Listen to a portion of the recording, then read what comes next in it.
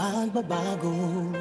Dahil sa ito ay kinakailangan tayo na magtulong-tulong na paunlarin ang mahal nating bayan.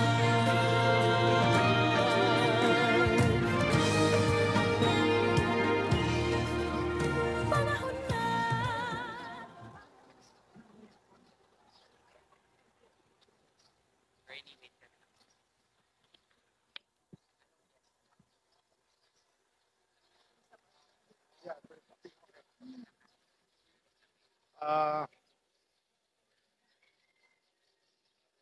Magandang umaga ulit, ano? At I asked the President kung pwede siyang mag-entertain at 2 to 3 questions. So, sabi naman ng ating Presidente, yes, siyang marinig yung mga ilang ng ating mga farmers. So, please. Ayan, bukas at tumatanggap ang ating pong Pangulo ng mga katanungan. Magandang umaga sa inyo lahat. Unang-una, naroon ako mikropono. Magandang umaga sa inyo lahat. At unang-una, congratulations sa ating mga sikat na mga magsasaka at mangingisda. At dahil kayo yung nagbubuhay sa ating lahat ng ating kababayan at kayo ang pinakamagaling na nagsasaka at nangingisda. Kaya congratulations sa inyo lahat. Maraming salamat sa inyong sakripisyo. Alam namin ang buhay ng mangingisda, ang buhay ng mga magsasaka ay hindi madali at napakahirap para lamang makapaghanap buhay, maipakain hindi lamang ang ating mga pamilya kung hindi pinapakain ang buong Pilipinas. Kaya't kami naman sa pamahalaan ay kinikilala namin na ang halaga ng kontribusyon ng ating mga magsasaka at saka ating mga mangingisda.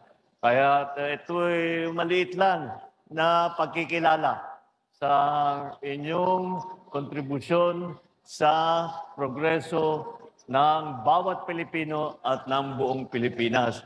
Maraming salamat sa inyong trabaho, sa inyong sakripisyo, sa inyong patuloy na pagmamahal sa ating mga kapwa Pilipino at sa Republika ng Pilipinas. Thank you po sa inyong lahat. At ngayon po ay bukas at tumatanggap. Para naman pagandahin pa ang inyong maging production, kakatapos na nagdala kami rito, nakita nyo siguro, yung 16 na soil laboratory na mobile soil laboratory. Ito, ang inuna namin itong mobile soil laboratory at ito yung pinakamabilis na magkaroon tayo ng soil laboratory. Ito ay bawat region, magbibigay na tayo, bawat region, magtatagal siya sa isang lugar, tapos iikot para mapag-aralan kung ano na ba ang pangangailangan, ano ba ang tamang pagbigay ng ayuda, ng pesticide, lahat. At pati na kung ano na ang lagay, ano na ang sitwasyon doon sa lupa na tinataniman ninyo para mag-maximize tayo doon dumami ang ating production. Pero pagkatapos nitong mobile soil laboratory, ay maggagawa na tayo ng permanent. Meron na tayo nasimulan, pero sa yung Australian na sa Surigao. Meron tayo nasimulan. Gusto namin maglagay ng permanent na soil laboratory sa bawat region. Kaya ito ay unang phase 1 pa lang phase 1 pa lang ito. Kaya pagpatuloy natin pagpatuloy lang ang aming ginagawa para lahat ng tulong na maibigay natin sa ating mga mangingisda, sa ating mga farmer ay gagawin natin. Darating din tayo sa araw na hindi na tayo masyadong umaasa sa importation. Kaya't yun ang ating habol, yun ang magiging sign of success natin kapag talagang nabawasan na natin ng husto ang ating pagbili ng imported rice. Pero kayo ang pag-asa. Kayo ang pag-asa ng agrikultura ng Pilipinas. Kaya ulit, maraming salamat sa sakripisyo ninyo. Maraming salamat po sa ating Pangulo. At ngayon, bukas at tumatanggap po ng mga katanungan. Maaari pong banggitin ang inyong pong pangalan, organisasyon at kung taga saan po. Panatilihing Bumalik na maigli tayo o sa direkta ang katanungan at tukuyin kung kanino nais marinig ang kasagutan. Ako po si Geneva Ganyalon from La Union po, Region 1. Ang outstanding young farmer po and nagmamay-ari po ng G's Daiquiri Food Processing. Ang katanungan ko po is para po sa aming mga kabataan at ako po ang boses nila ngayon. Ano po ang hakbang ng ating gobyerno para gawing kaakit-akit ang farming bilang karir po dito po sa ating Pilipinas? Siguro, alam nyo na tama yun, na bigat. Siguro, tama talaga yun kasi ang average age ng ating mga magsasaka at saka mangingisda masyado nang mataas. Dahil nga, mahirap nga ang buhay ng magsasaka. Kaya siguro yung mga nakapag-aral na, yung mga anak natin, nakapag-aral na, gusto nila nasa air condition silang opisina at medyo maginhawa. Dahil talaga ang hirap ng buhay. Nakikita namin yan sa probinsya, ang hirap ng buhay ng magsasaka. Ngunit, ang tanging sa akin palagay, at kami ni Secretary Kiko ay pinag-usapan namin ng matagal ito, paano natin pababain yung average age ng ating mga magsasaka? Kailangan natin pumasok sa mga bagong teknolohiya. Dahil yun, kailangan talaga natin para maging yung bawat hektarya natin, mas malaki ang yield, mas malaki ang ani, paano natin gagawin yun? Ang nakakaunawa at mga talagang practitioner, ika nga, ng high-tech agriculture, intensive and extensive na type of agriculture, ay ang mga kabataan silang magtuturo sa atin ng mga bagong teknolohiya. At yan, palagay ko, ay magiging interesting na yan, magiging interesante na yan para sa ating mga kabataan, para nakikita nila na hindi lamang may magandang hanap buhay naman ang magsasaka. Kahit na may kahirapan talaga ng konti, siyempre, kailangan masipag at lahat. Masipag naman ang Pilipino kahit naman yung mga bata, masipag naman talaga. Basta't may nakikita silang resulta. Kaya sa aking palagay, yun ang ating pwedeng gawin. At para sa mga mas nakakabata, ay sasabihin nila, interesting to, interesante ito. At palagay ko yung sakripisyo na kailangan para pagandahin ang ating ani, ay palagay ko naman yung mga Pinoy na magiging magsasaka ay sasabihin na worth it ito kahit na may sakripisyo, worth it ito. At yun ang aming para kasi hindi natulungan ng agrikultura ng matagal wala tayong agricultural policy masyado ng napakatagal. Kaya sasabihin ng mga bata, ba't tayo papasok diyan? Wala nang pupuntahan yan, hanggang dyan na lang yan.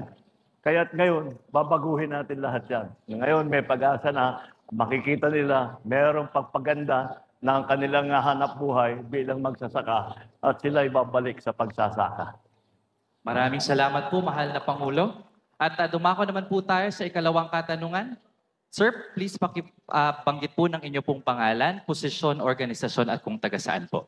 Magandang umaga po sa atin lahat. Ako po si Mr. Ben Gahilonia po. Kapsi Chairman po ng Science City of Muñoz. Ang katanungan po, paano matutugunan ng pamahalaan ang mababang presyo ng pagbili sa ating mga produkto ng agrikultura at mapababa ang gastos sa mga inputs ng pagsasaka. Yun lang po. Oo.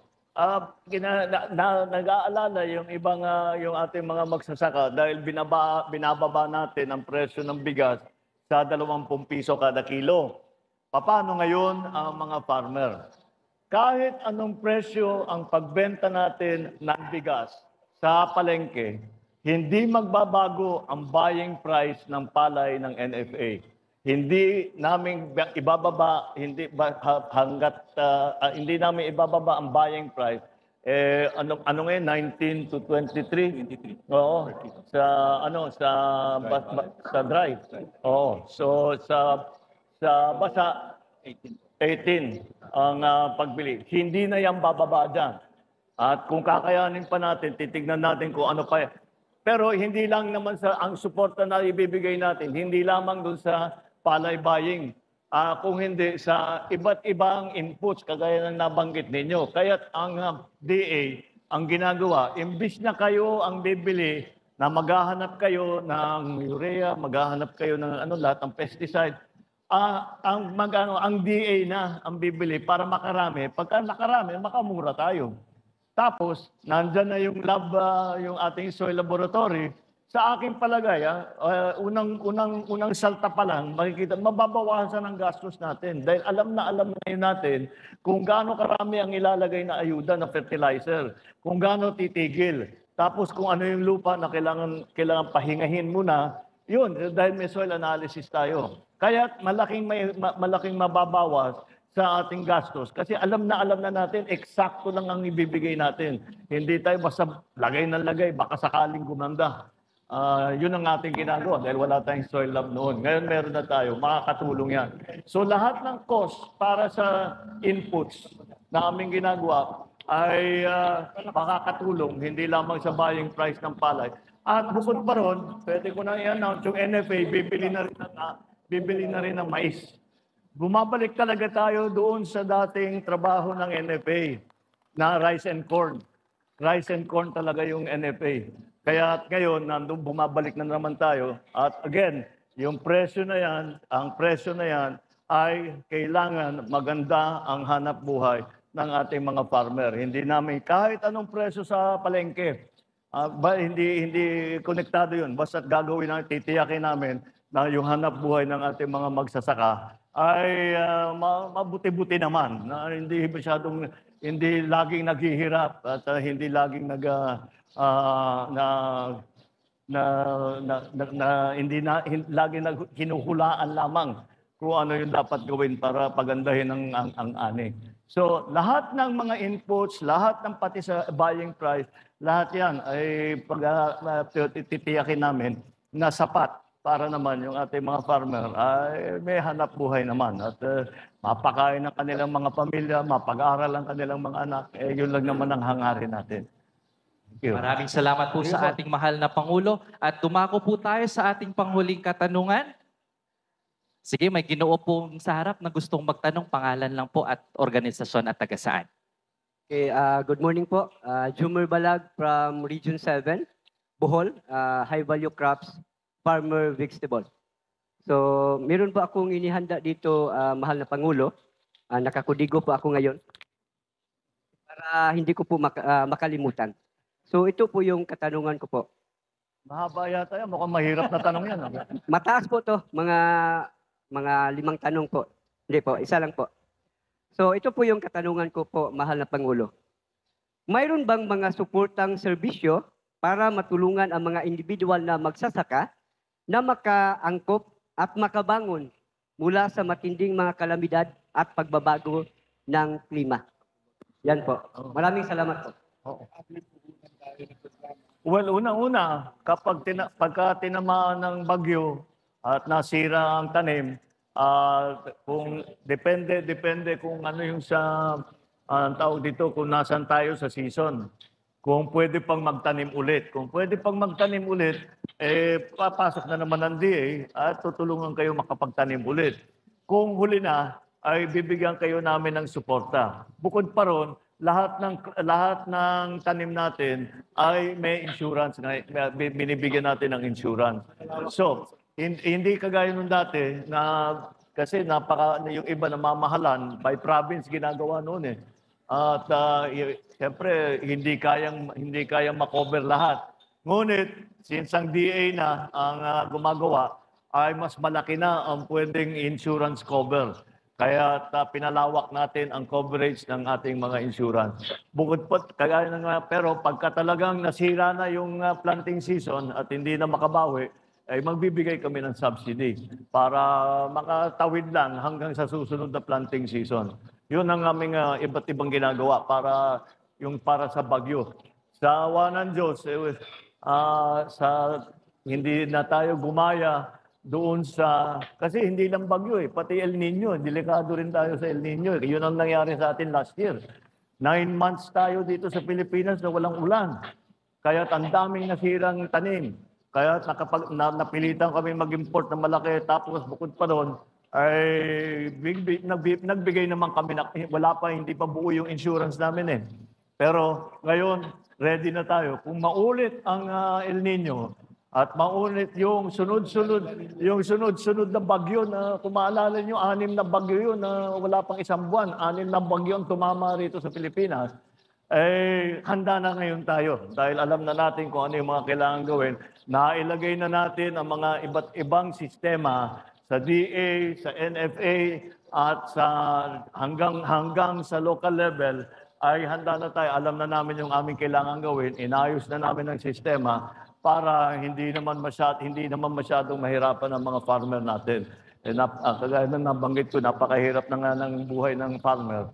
Ay dapat suportahan natin ang gusto. So, yun ang aming mga ginagawa. Yung insurance na para sa mga nasirang tanim at saka yung ating pagbawi na kung sakali pa pwede magtanim ulit. Yun ang gagawin natin. Kailangan lang sir nakalista sa RSPSA. Oo, RSPSA. Basta kasama kayo sa RSPSA, kasama kayo dyan sa lahat ng mga sistema na yan. Nung last year, nakatatlo tayo na-release. Diba dun sa PAF? More than 3. Dahil yun na nga, yung sa bagyo, ang daming nasira.